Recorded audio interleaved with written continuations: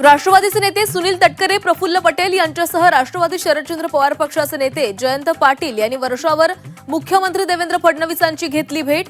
राजकीय वर्तुळात चर्चा तर मतदारसंघातील कामांसाठी भेट। जयंत पाटलांचं स्पष्टीकरण।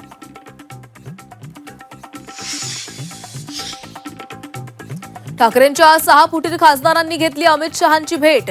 मतदारसंघातील विकास कामांसाठी केंद्राकडून निधीची कमतरता भासू दिली जाणार नाही, अमित शहांचं आश्वासन। पावसाच्या लपंडावामुळे अडचणीत सापडलेल्या शेतकऱ्याला सरकारचा मोठा दिलासा। दुबार पेरणीसाठीचा खर्च डीपीडीसीच्या निधीतून देणार, सरकारची घोषणा। बोगस बियाणं प्रकरणात 18 कंपन्यांवर कारवाईचा बडगा। 30 जुलैपूर्वी कर्जमाफीची रक्कम शेतकऱ्यांच्या खात्यात, कृषी मंत्री दत्ता भरणे यांची घोषणा।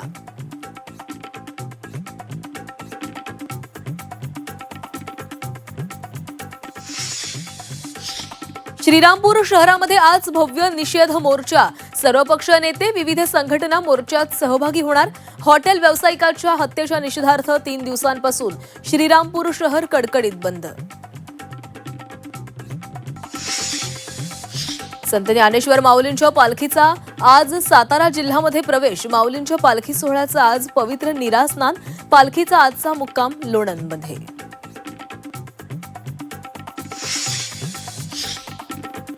फ्रान्सला 2-0 नमवत स्पेनची फुटबॉल वर्ल्ड कपच्या फायनलमध्ये धडक। सलग तिसऱ्यांदा फायनल गाठण्याचं एम्बाप्पेच्या संघाचं स्वप्न भंगलं। इंग्लंड दौऱ्यात टीम इंडियाचा पहिला विजय। शुभमन गिलची दमदार कामगिरी। अक्षर, वॉशिंग्टन ठरले विजयाचे शिल्पकार। वनडे मालिकेत 1-0 आघाडी।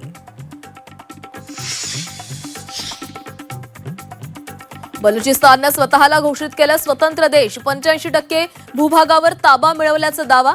घोषणेचं निवेदन सोशल मीडियावर व्हायरल।